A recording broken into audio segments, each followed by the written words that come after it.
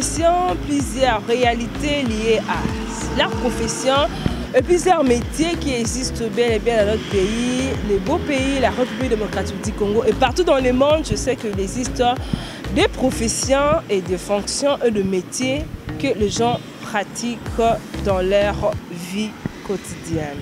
Bienvenue à votre magazine Parlons Profession. C'est un magazine qui fait la promotion de toutes les personnes qui existent, qui exercent bien et bien un métier dans notre pays.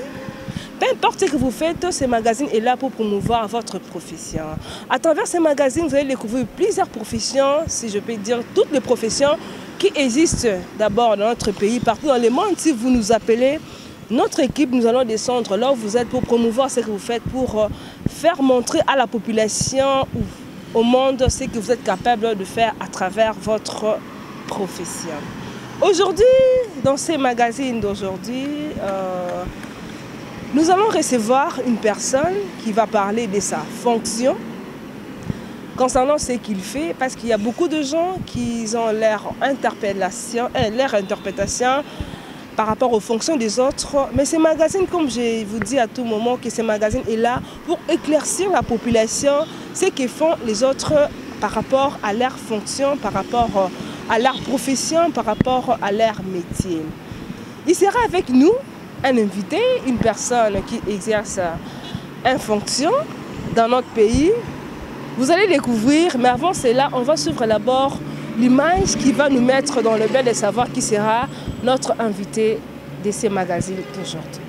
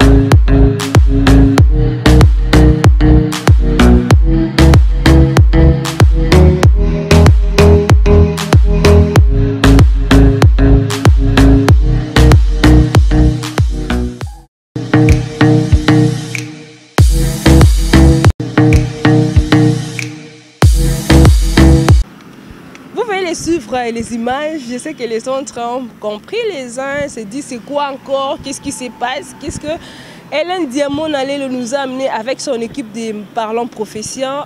Vous allez rester d'abord calme parce qu'on va découvrir qui sera notre invité, on va parler de quoi. Les spécialistes lui-même, le professionnel lui-même, la personne qui est en fonction, il va nous expliquer son rôle, qu'est-ce qu'il fait, sa fonction, c'est quoi. Et qu'est-ce qui se passe exactement par rapport à ce qu'il fait? On va vers l'invité, Etisangi Enoch Gaya, à vous.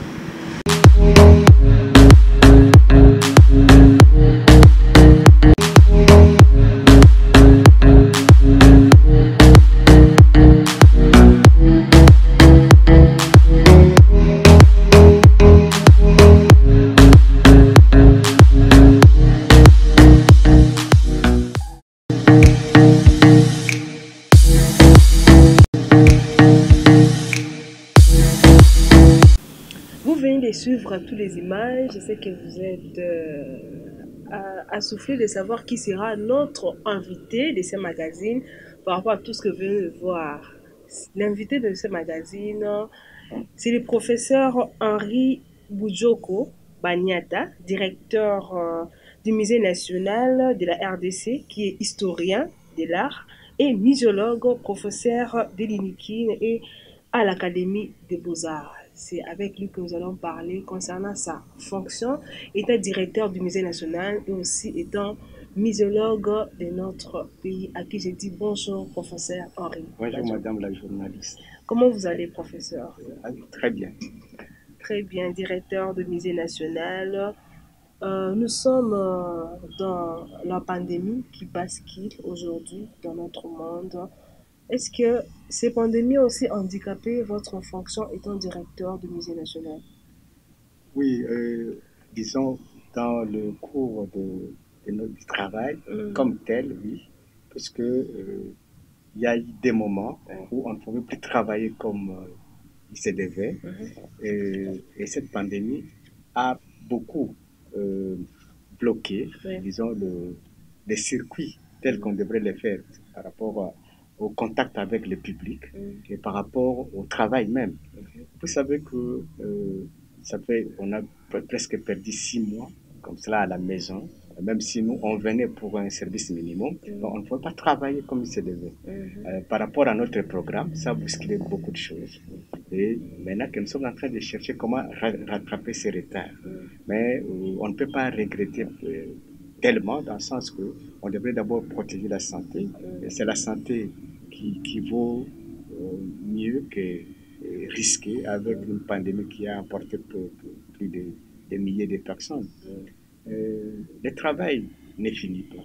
On continue à travailler, on continue à montrer le programme, en sens que nous nous rattrapons par rapport à ce que nous avons envisagé euh, dans les délais. mhm.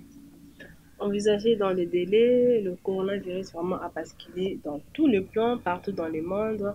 C'est même ce que le directeur Henri Badjoka vient de nous dire par rapport à ce que le corona a handicapé sa fonction et aussi le musée national. Vous êtes directeur, monsieur Henri.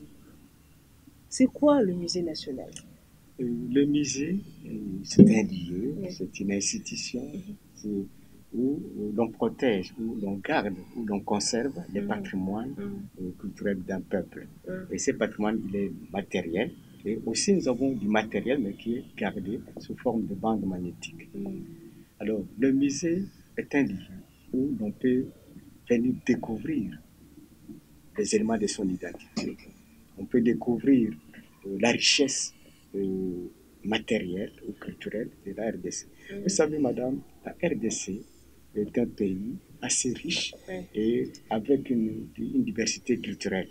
Mais quand vous venez au musée, vous avez l'impression que nous n'avons qu'une seule identité, nous n'avons Ouais. qu'une seule culture, et la culture congolaise. Mhm, Et vous allez voir que parmi les 450 peuples, et avoir la réalité, nous pouvons aller jusqu'à 504 peuples. mhm, Et tous ces peuples-là ont des éléments pour cimenter leur unité, mhm, donc de vivre ensemble pour la cohésion nationale. mhm, Il y a beaucoup d'objets qui ont des fonctions. Et par rapport à ces fonctions, mhm, où tout le monde se retrouve en même temps. mhm, Alors, quand on vient, on trouve ces objets, comme d'exposition et thématiques, vous voyez que vous avez tendance à croire que les Congolais donc, n'a pas droit mhm. à se faire des problèmes, Ouais. parce que nous avons une culture qui est unique et dans nos liens historiques, les peuples qui sont plus à l'intérieur retrouvent leurs origines plus proches des peuples qui sont sur le fleuve, où ils sont les mêmes Mhm, par rapport aux événements historiques. Alors, le musée, comme mhm. je disais, c'est un lieu de découverte. Ouais. Et le musée, c'est un lieu de rencontre. Mhm, D'abord, on vient rencontrer qui? D'abord, on vient rencontrer les objets de sa culture.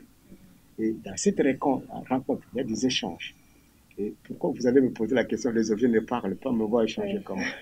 Quand vous voyez les objets, Ouais. par rapport à ce qu'ils portent comme message, par rapport à ce qu'ils ont comme idéogramme, pictogramme, ainsi de suite, ces objets ont tendance à vous parler, ils ne sont pas mieux. Mhm, Et maintenant, quand ils vous parlent, il y a une rencontre, il y a un dialogue que vous organisez entre vous et les objets. Parce qu'il mhm. faut les interroger Ouais. pour qu'ils puissent vous donner des réponses. Et ces réponses ne seront pas des réponses comme toi et Oui, moi, comme comme on cela, parle, c'est mais vrai. c'est une démarche intellectuelle qu'on fait Ouais. et pour arriver à trouver le message. Ouais. Le musée est un lieu de loisirs. Il y a des gens qui viennent se divertir. C'est un lieu culturel où les gens peuvent venir pour se divertir, et ainsi de suite. Et les musées, c'est un lieu de tourisme aussi. Où les touristes peuvent venir pour découvrir vraiment la culture congolaise. Puisque le musée est le dépositaire du patrimoine culturel de la RDC. Et c'est le patrimoine culturel matériel et immatériel. Alors, Le musée aussi, c'est un lieu scientifique. La recherche, vous voyez, pour connaître ces objets, vous devez connaître, il y a beaucoup de sciences qui se mêlent dans la conservation, vous devez connaître les sciences qui sont connexes. Et pour l'histoire même, il y a des sciences qui sont connexes. L'objet d'art est tout. Vous y trouvez la mathématique, vous y trouvez, disons, l'histoire, vous y trouvez les sciences exactes, les sciences euh, euh, sociales, tout ça. C'est question de voir quelle démarche vous entreprenez devant l'objet. Oui. Alors, le musée aussi, c'est un lieu où l'on peut cimenter la solidarité, cimenter, disons comme nous avons dit, cimenter la cohésion nationale. Parce que vous avez des objets qui vous montrent comment nos ancêtres ont tissé des relations. Et entre eux et avec les voisins, des relations de bon voisinage. Et vous allez voir aussi que dans la politique, on va vous montrer comment nos ancêtres ont fait ce qu'on appelle la bonne gouvernance. Oui. Vous connaissez tout ça, dans l'éducation, comment. Alors le musée est un lieu où l'on peut, c'est un carrefour de sciences. Et c'est un lieu où l'on peut apprendre. Et c'est un lieu de référence. Et c'est question que soi-même, on vient avec, disons, une problématique. Vous cherchez comment trouver des solutions. Et le musée sera prêt à vous répondre. Le musée sera prêt à vous répondre, a dit le professeur Boudjoko Banyata, directeur du musée national. Il est en train de nous parler concernant le musée national. Vous êtes là dans un endroit où les gens viennent pour découvrir, pour apprendre. Quel est votre rôle au sein du musée national? Mon rôle, c'est juste de conserver, disons, ces collections. Ces objets doivent être présentés dans le respect des normes muséales. Et ces objets-là aussi doivent jouer leur rôle dans le sens de l'éducation et de la science. Et en plus, mon rôle, c'est quoi? C'est il faut que je programme, disons, certaines choses qui font que quand le visiteur arrive, qu'il trouve une satisfaction par rapport à leur demande, par rapport à leur curiosité. Et le musée aussi, c'est disons, un lieu culturel, dans le sens que il faut que je puisse montrer les atouts qui font que les Congolais puissent retrouver les éléments de leur identité, les éléments de base de leur culture. Parce que pour nous, ici au musée, la culture ne peut pas être définie, comme on disait, tout ce qu'on a retenu, on peut pas tout oublier. Non, chez nous, la culture, c'est l'ensemble de connaissances, de savoirs qui sont endogènes et que l'homme peut exploiter même aujourd'hui par rapport aux techniques, par rapport à la science, par rapport, disons, à ce qu'il peut faire pour que réellement ça puisse contribuer dans un développement durable. Voilà, nous devons chercher à faire en sorte que nous puissions mettre à la portée des visiteurs des éléments palpables et qui peuvent convaincre réellement que le musée a un grand apport, doit avoir un grand impact dans notre vie. Et comment vous faites pour promouvoir alors le musée national? Oui, pour la promotion, nous avons d'abord des visites que nous organisons avec les élèves, les étudiants. Et nous organisons aussi pour les étudiants qui sont dans des instituts supérieurs d'université à faire des stages ici chez nous. Alors, nous permettons qu'il y ait aussi des manifestations culturelles pour que les gens découvrent en même temps que les objets, découvrent maintenant les bases de la culture. Et nous devons faire la promotion de cette culture congolaise, de l'identité. Et en plus, il n'y a pas que ça. Au musée, nous cherchons aussi à faire en sorte que les Congolais puissent créer ce qu'on appelle une culture muséale, c'est-à-dire avoir le goût de chaque fois visiter les musées pour apprendre, pour tirer des leçons, et ainsi de suite. Donc, pour que les Congolais s'approprient même de ces musées, puisque c'est leur musée à eux. Et c'est là qu'on trouve leur base, et pour que l'on puisse trouver le musée comme étant un outil qui contribue dans le développement. Donc, nous faisons tout cet effort-là pour que le musée soit réellement, ou participe vraiment à la promotion de la culture, de la connaissance, de la science aussi. Est-ce que depuis que vous êtes là, les Congolais se sont déjà habitués à venir visiter et quelles sont les conditions pour un Congolais de visiter et les étrangers pour visiter le musée national? Madame, nous avons remarqué quelque chose qui fait la joie. À un certain moment, nous avons vu qu'avec la pandémie, les Congolais se sont éclipsés. On le voyait, mais ces derniers temps, il y a un rebondissement où vous trouvez vraiment les samedis comme les dimanches des jeunes qui viennent ici. Il y en a qui viennent uniquement pour se promener à la cour. D'autres viennent pour prendre des photos. Et d'autres, par contre, ils ont cette curiosité-là de connaître, de voir les objets. Et il y en a qui viennent seulement puisqu'il y a quelque chose qui les émerveille quoi, par rapport à leur épanouissement, tout ça. Et voyez-moi, nous avons trouvé que les jeunes scouts ont pris aussi l'habitude de venir se rassembler ici. Ils peuvent ne pas entrer, mais ils trouvent que c'est beau pour eux à faire un peu leurs exhibitions entre eux. Et nous le permettons, nous leur disons, faites ça. C'est une bonne chose. Comme ça, vous cultivez en vous déjà ce goût-là de venir au musée, ou c'est une façon aussi de participer à la promotion, à faire la propagande aussi du musée. Alors, nous avons aussi fait pour que le musée soit accessible à tous. Et nous avons, pour les Congolais, pour les enfants, nous avons mis à 2 000 francs et les adultes 3 000 francs. Donc vous voyez que c'est vraiment un prix promotionnel qui peut permettre à tout le monde de venir. Et nous ouvrons, disons, de mardi à dimanche, donc de 8h30 à 17h.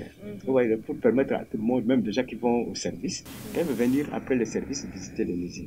Donc le musée est ouvert à tout le monde. Est ouvert à tout le monde. Ça fait 2 ans que vous êtes à la tête du musée national, si je ne me trompe pas.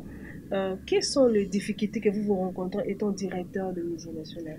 Oui, nous n'avons pas encore fait 2 ans, mais ça sera au mois de novembre que nous aurons au moins 2 ans. Au cours de cette année. Au cours de cette année, effectivement, nous préconisons certaines choses.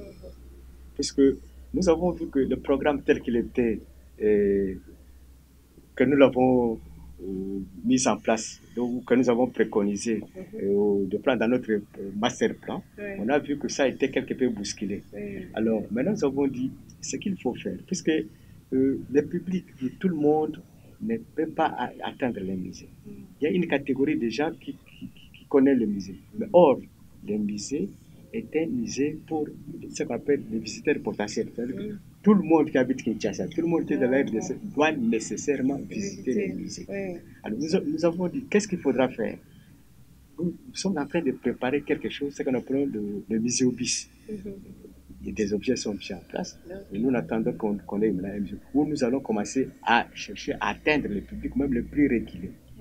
Nous pouvons nous déplacer pour aller à Maluku, nous parlons un peu de la culture. Nous pouvons aller en Bakana, nous pouvons aller à Mbanzangungu, commencer à sortir, à suivre le public pour leur donner ce goût-là de revaloriser la culture, et de faire renaître certaines bases de la culture. Puisque aujourd'hui, quand les gens vous disent des coutumes, il faut savoir qu'est-ce qu'on appelle coutume.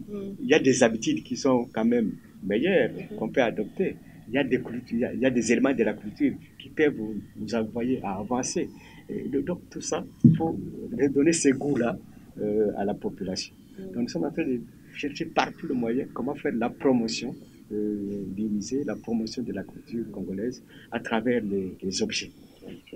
En parlant de promotion, là, je rapporte aux téléspectateurs, ce magazine est là pour promouvoir toutes les personnes qui exercent un métier, toutes les personnes qui pratiquent une profession, toutes les personnes qui en fonction, comme le directeur Henri Badjoko, professeur, il est en train de promouvoir sa fonction, il est en train de parler de sa fonction étant directeur du musée national. Là, je profite pour faire aussi la promotion d'une société qui s'appelle CIFEN. CIFEN, une société immobilier foncier numérique. C'est le partenaire même de ces magazines. C'est lui qui tient à ce que Parlons Profession puisse aller de l'avant. Parlons un peu de CIFEN. Il propose des solutions innovantes dans ses projets en utilisant les méthodes de travail les plus récentes, des normes internationales, un personnel de qualité ainsi que les outils de travail toujours à la pointe de la technologie. Donc, vous tous qui avez besoin des services liés aux immobiliers numériques fonciers, CIFEN est là pour vous rendre service. Si vous voulez les contacter, appelez le numéro qui est au bas de vos écrans. Nous sommes là pour vous mettre en contact avec la société CIFEN qui est le partenaire numéro 1 de ce magazine Parlons Profession. Je reviens vers le professeur Henri Badjoko. Professeur, vous avez dit que vous vous créez les solutions pour promouvoir le musée national. Les difficultés que vous rencontrez depuis que vous êtes là, c'est une grande charge d'être à la tête de quelque chose que les Congolais ne sont pas vraiment habitués parce qu'ils pensent quand l'art c'est lié au fétichisme, ils ont peur d'affronter. Ils se disent quand je pars là-bas, peut-être on va montrer quelque chose qui va peut-être m'effrayer. Comment vous faites pour surmonter toutes ces difficultés? Oui, madame, la lourde charge que nous avons, c'est quoi? C'est de faire comprendre aux Oui. Congolais que quand on parle de nos objets comme étant des fétiches, Oui. ce n'est pas vraiment ça la définition de nos objets. C'est ça. Nos objets, à voir comme tels, ils ont joué des fonctions. Et ces fonctions-là, c'était pour compléter la vie. Or, quand on complète la vie, ça veut dire qu'on devient aussi une partie de cette vie-là. Et les objets ont aidé nos ancêtres à mieux faire la politique, la bonne gouvernance. Donc, ces objets-là ont joué ce qu'on appelle la fonction politique, donc, pour la légitimité du pouvoir, pour permettre aux chefs de bien gouverner, pour permettre aux chefs de s'y rasseoir le pouvoir. Qu'est-ce que nous voulons dire? Imaginez par exemple nos ancêtres à cette époque, ils ont fait des États, royaumes et empires, mais il n'y avait pas d'avion pour se déplacer, il n'y avait pas de véhicules, il n'y avait pas de vélo non plus. Mais comment arrivait-il à diriger, disons, ces royaumes? Comment arrivait-il à réunir tout le monde? C'est ça qu'il y a des valeurs qu'on peut tirer là-dessus. L'éducation, les objets qui ont servi pour l'éducation. Nos ancêtres avaient ce qu'on appelle des écoles de la vie ou des écoles de la sagesse. Mais comment on arrivait à initier les gens? Comment on arrivait à éduquer les adolescents? Comment les parents arrivaient à donner une bonne éducation aux enfants? Et comment on pouvait souder les relations entre les membres des objets? Donc, on fait cela. Et nous voulons faire comprendre aux Congolais, non, quand vous arrivez devant les objets, n'ayez pas de préjugés. N'ayez pas de préjugés, parce que c'est avec ces préjugés-là que nous sommes en train de tuer davantage notre culture pour chercher à mettre une culture importée qui ne va pas nous amener au développement, qui ne va pas non plus nous donner des ouvertures. Au contraire, ça va nous engourdir. Et puisque quand vous délaissez votre culture pour prendre une culture qui n'est pas la vôtre, cette culture va vous coloniser. Et en vous colonisant, vous devenez esclave davantage. Vous devenez dépendant. Or, s'il faut chercher son indépendance, il faut que ce soit aussi une indépendance culturelle. Vous prenez les bases de votre culture, vous cherchez comment les travailler, comment les appliquer, pour que ça vous amène aussi de l'avant. Vous voyez, il y a certaines choses que nous semblons oublier. Nous allons effectivement gober ce qu'on nous amène vous voyez que nous avons des réactions immédiatement. C'est-à-dire, nous ne sommes pas habitués à cette culture-là. Mais ce qui nous appartient, vous avez eu la réaction quand au début là, avec le Covid. Mais quand tout le monde a recouru au plan, parce que c'est ça dans la culture. C'est inconscient. Mais c'est comme ça. Donc, il y a des bases de la culture. Si on commence à se poser des questions, comment nos ancêtres ont pu faire, nous allons commencer à trouver aussi des bases et moyens. Ils ont quand même une civilisation, ils ont quand même une culture, ils ont une identité. Et tous ces éléments-là peuvent arriver à nous amener à résoudre beaucoup de problèmes. C'est ce que nous voulons. La difficulté que nous avons, c'est celle-là d'arriver à convaincre. Alors, mais ce n'est pas aussi une voie qui nous est bloquée. Nous avons trouvé des astuces. Les astuces, c'est comment? Commencer déjà à donner une culture muséale au bas âge, à l'école. Vous voyez, quand les enfants viennent, puisque nous sommes très contents, nous voyons même déjà qu'ils amènent des enfants de l'école maternelle. Et nous leur disons non. Et voyez-moi, c'est votre culture. On trouve comment ces enfants-là ont un intérêt à connaître leur culture. Et alors, si on va progressivement comme cela, ça va marcher. Et vous allez voir aussi que c'est juste, même aujourd'hui, les églises viennent visiter. Et ils commencent à comprendre, non? Les objets sont des supports, mais ils sont des supports de quelque chose. Alors, maintenant, l'objet reste objet, mais c'est dans l'objet qu'on peut retirer ce qu'on peut faire pour avoir. L'homme est intelligent, il va voir qui est mauvais, ce qui est bon. Et il n'a qu'à choisir la voie qui peut le permettre pour le progrès. Donc, c'est dans ce sens-là, c'est que nous voulons faire comprendre. Donc, nous n'allons pas parler vraiment de la difficulté dans ce sens que du point de vue financier, puisque bon, nous sommes en train de nous démêler, mais nous savons que c'est une institution de l'État. Et l'État arrivera à prendre ça en charge. Arrivera. Alors, mais nous sommes en train de faire en sorte que nous puissions faire l'honneur de cet État-là, que c'est sa culture, c'est son musée, et c'est le musée de son peuple. Et nous sommes très contents parce que les autorités s'impliquent. Quand il y a beaucoup de manifestations, vous allez trouver que la présidence cherche à faire ça ici. C'est déjà une reconnaissance. Vous trouvez les autorités viennent aussi au musée. C'est déjà donner un sens au musée. C'est déjà le souci du musée. Et le président nous a donné encore une astuce que nous trouvons maintenant par rapport à ce qu'on parle aujourd'hui de la restitution. Mais le président dit d'une façon concertée. Et vous voyez, une façon concertée, c'est vraiment une sagesse où c'est le dialogue. Parce qu'il ne faut pas brutaliser. C'est le dialogue. Nous sommes en train, avec ça, ça nous a donné la matière à réfléchir pour dire aux Congolais, oui, bien sûr, il y a la restitution, mais soyons sages. Quand nous parlons de la restitution, on va nous restituer. Après, qu'est-ce qu'on fera? Nous sommes en train de prendre notre voie de la sagesse qui est la reconstitution. Dans la reconstitution, ici à l'interne, nous devons reconstituer. À l'externe, nous devons aussi reconstituer. Il faut savoir, il n'y a pas que la Belgique qui a pris nos objets. Nos objets sont partout. Maintenant, comment connaître, comment savoir? Il faut un travail aussi externe comme à l'interne. Et maintenant, quand on va nous restituer ces objets, si nous faisons un travail à l'interne, nous multiplions des musées partout. Les objets les retrouveront, s'ils venaient, ils trouveront une place. Vous voyez que c'est cette voie de la sagesse que nous sommes en train de faire comprendre. Donc, vous voyez que le musée a une lourde charge vis-à-vis du public, vis-à-vis de la population. Vous avez parlé de restituer. Alors, aux jeunes artistes qui ont l'amour de l'art, ils ont leur œuvre, comment y arriver pour exposer? Comment vous faites d'abord pour récolter les arts pour mettre au musée national? Donc, pour les musées, il y a ce qu'on appelle des techniques d'acquisition. On peut faire la collecte sur le terrain. On descend sur le terrain, on sensibilise les gens, on donne les objets. Bon, on peut aussi le faire par achat.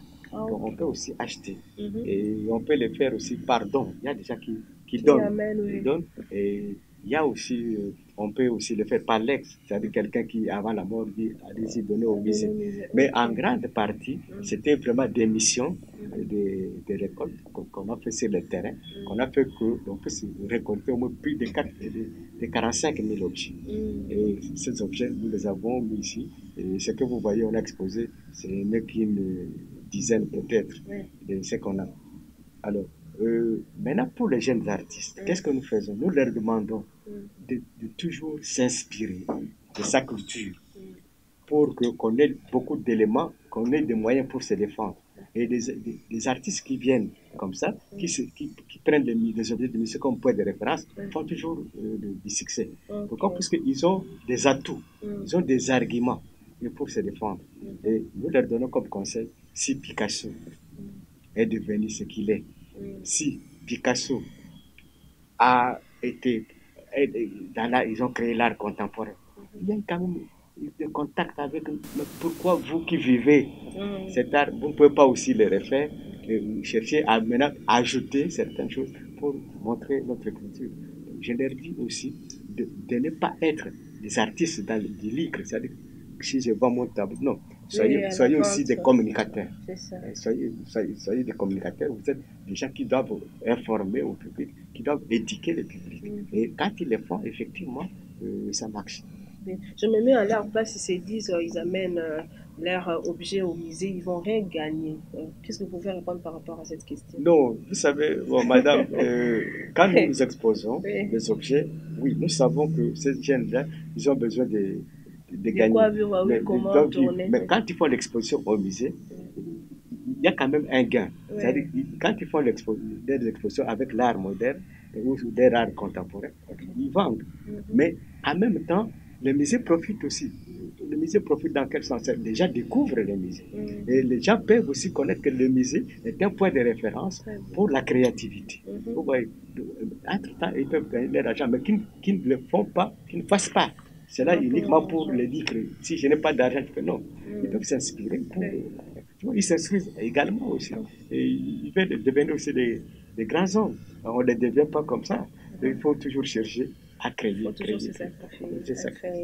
Donc vous avez dit que 2 ans au mois de novembre.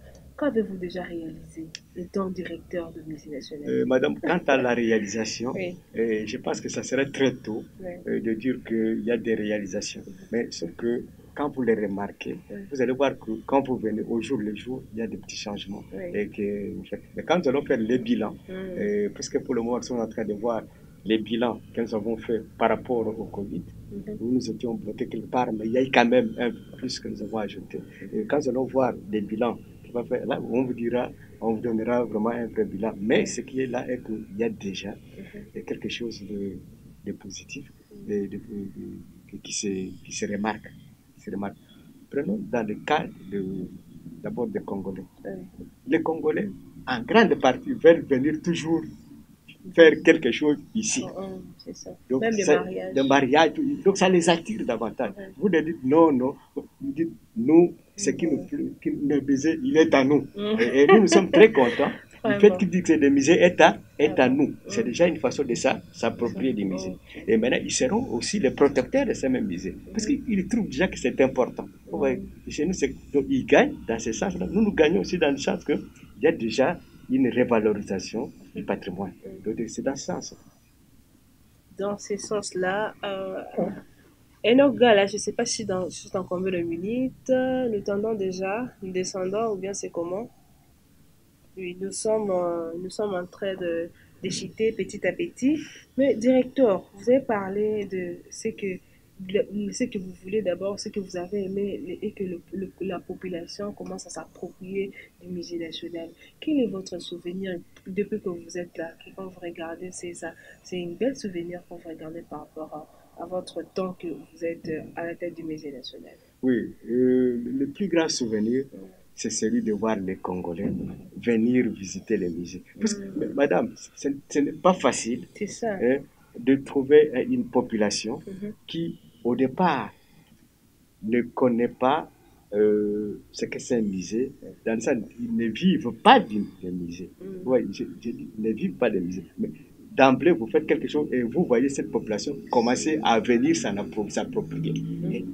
Ça fait une grande réalisation que les gens ne se rendent pas compte. Ils ne se rendent pas compte. Vous voyez, il y a des gens, ils passent, à un moment donné, ils s'arrêtent, ils commencent à contempler, ils l'entrent. Ça, c'est quoi? Vous voyez, cette curiosité-là, c'est déjà quelque chose pour nous.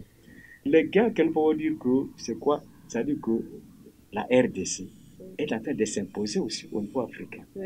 Ça veut dire que les musées que vous voyez ici s'imposent. Au niveau africain, les gens parlent beaucoup de ces musées. Et je vous donne l'exemple typique. Quand j'étais en Côte d'Ivoire, les gens m'ont dit non, professeur, vous parlez de votre musée, ce n'est pas votre musée. C'est le musée des Africains. Alors, je leur ai dit, effectivement, nous avons fait une exposition des Africains. Qu'est-ce que cela veut dire? C'est-à-dire, vous, en tant qu'Africain, quand vous arrivez, vous voyez des objets, vous avez déjà une ligne qui vous montre à peu près la culture africaine, comment elle a marché par rapport à la politique, par rapport à l'économie. Donc vous avez déjà quelque chose vous ne serez pas dépaysé, puisque vous n'êtes pas congolais. Non, dès que vous êtes africain, vous allez vous le trouver. Et c'est déjà quelque chose. C'est la même chose. Les Congolais, quand ils viennent au musée, plus personne ne vient ici. Plus personne ne vient au musée pour dire que bon, je vais voir l'objet Chokwelunda. Non, ils viennent voir la culture du Congo. C'est déjà une façon de mettre tout le monde ensemble. Et des gens viennent en tant que Congolais, défendre l'identité congolaise, et non pas voir l'objet de chez eux. Nous tendons bien et bien à la fin de ce magazine, mais laissez-moi un peu le temps de poser cette question au directeur. Directeur, quelles sont vos ambitions étant directeur du musée national, pour le musée national? Oui, moi, dans mes ambitions, c'est quoi? C'est-à-dire, je voudrais voir que les Congolais retrouvent les filons de leur culture. Qu'ils prennent la culture comme étant un point de référence pour chercher à se défendre, à trouver des racines, à retrouver les racines. On a beaucoup perdu. Nous avons perdu à quelque chose, disons, l'aiguille de notre boussole. On revienne à cela. Et ce que j'ai comme ambition, se devoir à la prochaine, Ouais. naître des musées partout. C'est ça. Naître des musées partout.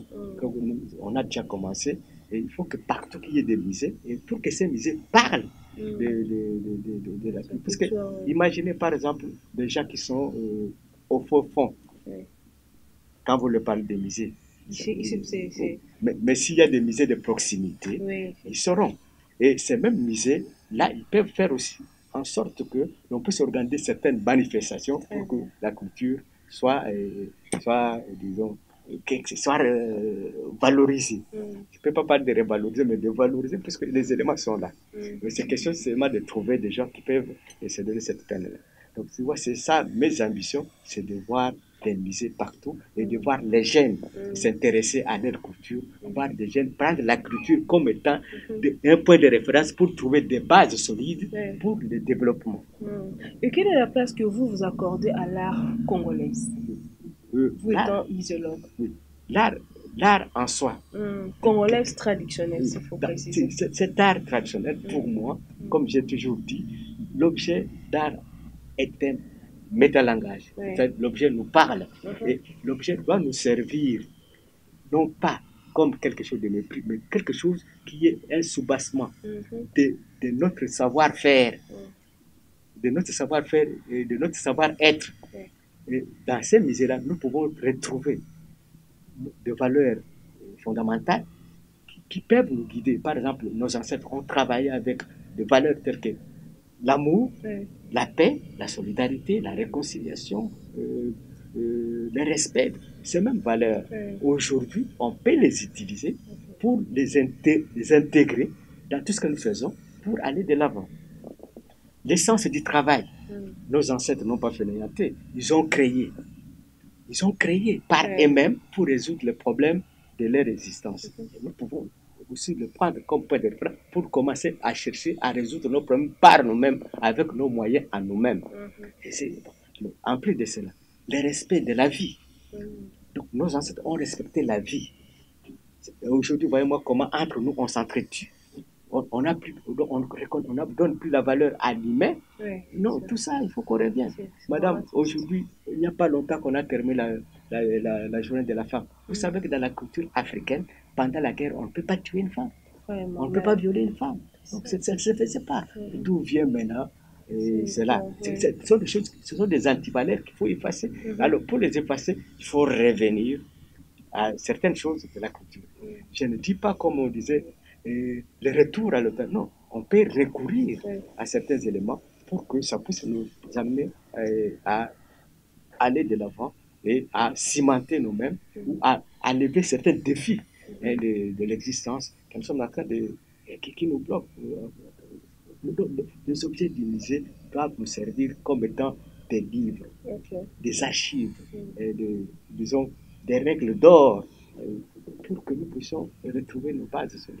Pour retrouver les bases solides, professeur Henri Bojoko Banyada, directeur du Musée national de la RDC, qui est historien de l'art et muséologue, professeur à l'INKIN et à l'Académie des Beaux-Arts, celui qui était notre invité de ces magazines.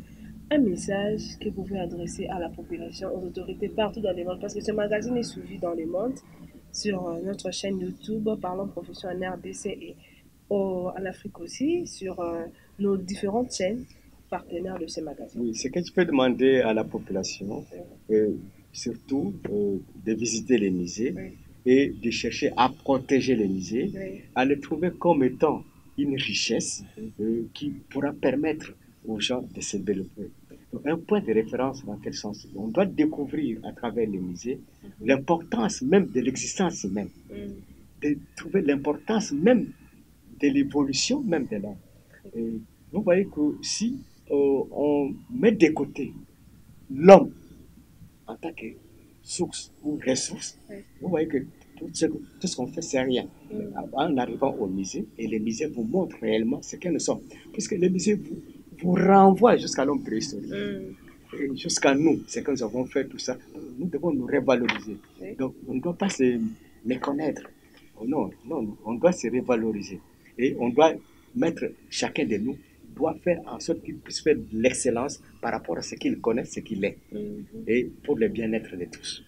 Aux autorités de s'occuper du musée, de chercher à faire que ce musée soit protégé, les musées puissent être, en tant que structure, qu'ils soient au moins entretenus comme il faut. Nous devons les maintenir et nous devons faire en sorte que les objets soient bien conservés. Et à ce moment-là, il faut toujours recourir aux autorités pour trouver réellement des financements, pour trouver des soutiens, parce que nous sommes dirigés par des lois et ce sont des lois qui sont chapeautées par des autorités. Et ces autorités peuvent nous aider par tous les moyens pour avancer. Pourquoi pas aussi des autorités à faire en sorte qu'ils puissent sensibiliser aussi la population à venir aussi vers les musées pour découvrir. Parce qu'on peut faire beaucoup de choses comme ça. Et c'est que nous devons demander aussi, tout ce qui se fait dans le monde entier, des musées doivent collaborer entre eux.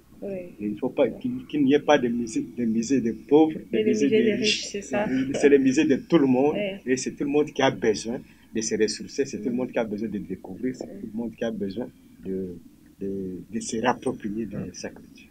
Vraiment, merci beaucoup. C'était pour moi un réel plaisir de recevoir pour nos téléspectateurs de ce magazine Parlons Profession le professeur Henri Boudjoko Banyata, j'aime trop ce nom-là, le directeur du Musée national de la RDC qui est historien de l'art et muséologue, professeur à l'INIKIN et à l'Académie des Beaux-Arts. Merci beaucoup, directeur.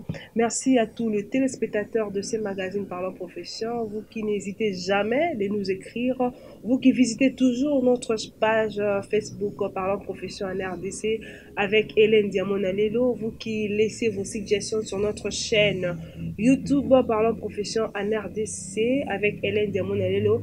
Merci à vous tous, merci à mon équipe technique, là je vois Etisangi Enoch Gaia, c'est ça. Merci à mon partenaire ingénieur Guilhem Mukasa Matondo depuis les États-Unis d'Amérique, le DG de la société Sifen qui est l'entreprise immobilier français numérique.